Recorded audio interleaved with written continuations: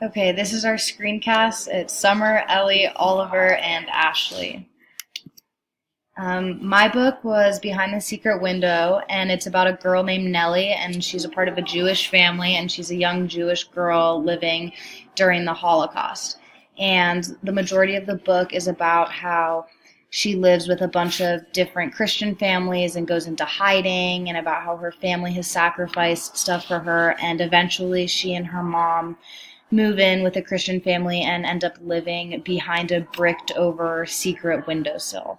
And I would recommend this book because it teaches people a lot more about the Holocaust just because you're hearing it from somebody else's perspective and somebody's perspective that went through it.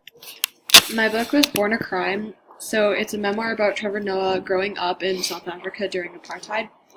And apartheid was when having any relationships between like a colored person and a white person was illegal, and that's why Trevor's technically born a crime.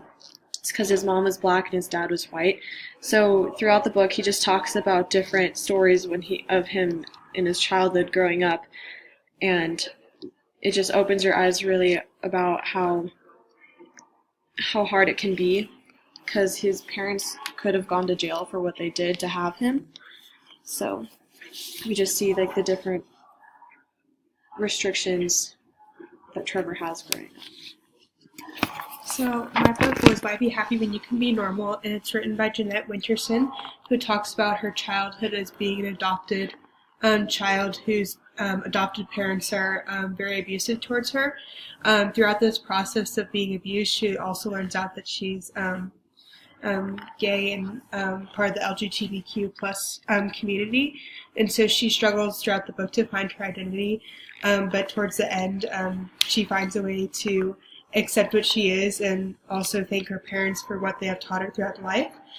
And Jeanette's writing style is very truthful to how events occurred, and at first she's very accusatory to her parents, but then at the end she kind of thanks them. I would recommend this book to others because it has lots of emotions that teenagers can relate to while they're growing up and finding out who they want to be in the world. And a common theme in this book is finding yourself regardless of other people's opinions. I read the book Miracle in the Andes by Nando Parrado, and it was about him going on a trip with his rugby team, and they pressured these pilots into flying in turbulent conditions, and resulting in that many people died during the plane crash while they took a route.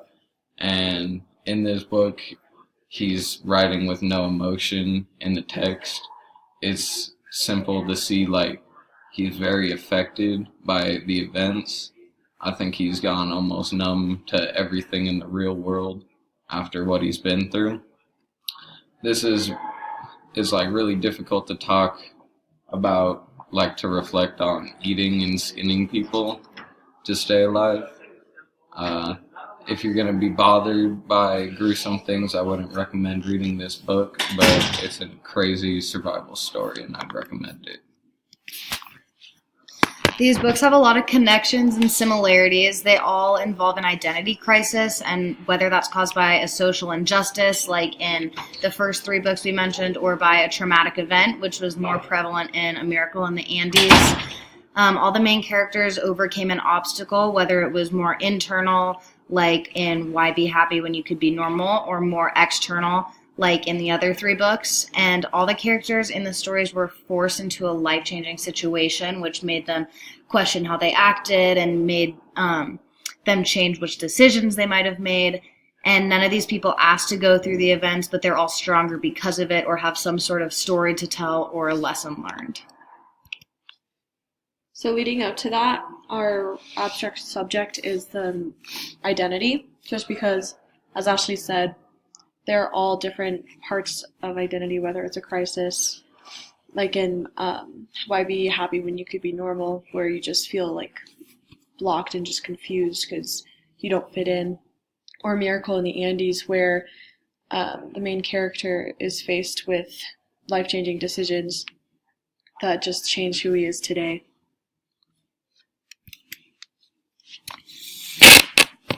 How do the events occur in one's life determine the identity is our essential question.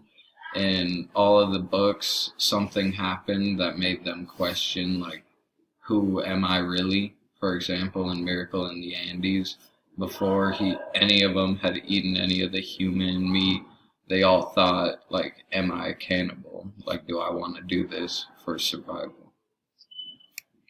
In our attempt to answer our essential question through our thesis statement is, did the events that occur in one's life help to determine one's identity because of those relationships that are formed through those events, the emotions that those experiences generate, and how those feelings and people affect one's way of seeing the world.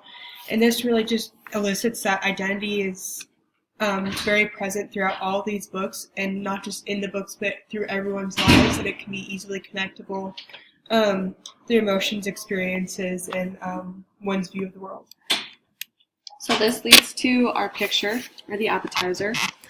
In this picture, the reason behind it is just to have an image of how certain crises can change people's lives and the way they think and act. It just shows how easy it is to let hurtful words affect people, and how hard it becomes to let like good words that can build you up. It's hard to let those in.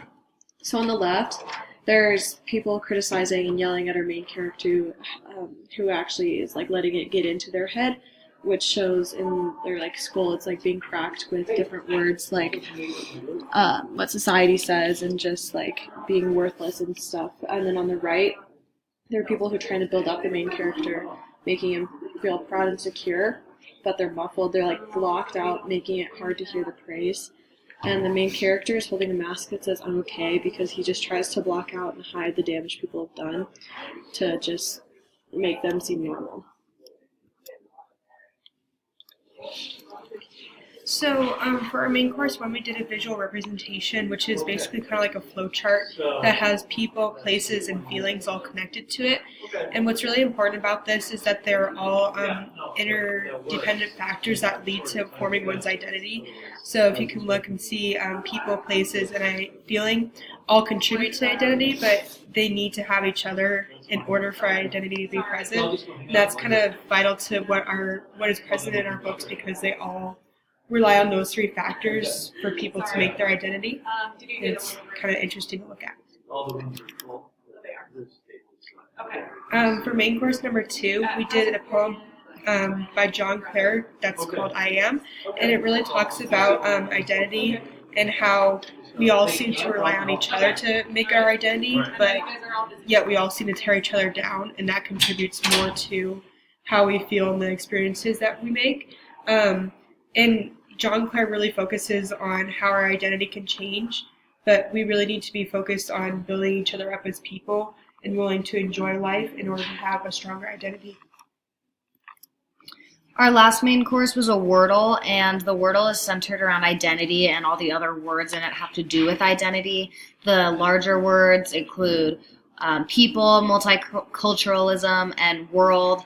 And multiculturalism and world relate to books like Behind the Secret Window, Why Be Happy When You Could Be Normal, and Born a Crime, just because the culture determines a lot of the trauma that they went through. And words like people relate to A Miracle in the Andes, because it's a story about survival, and in the story of survival it all comes down to people looking out for themselves and what different people think about how to survive and what they are willing to do to survive.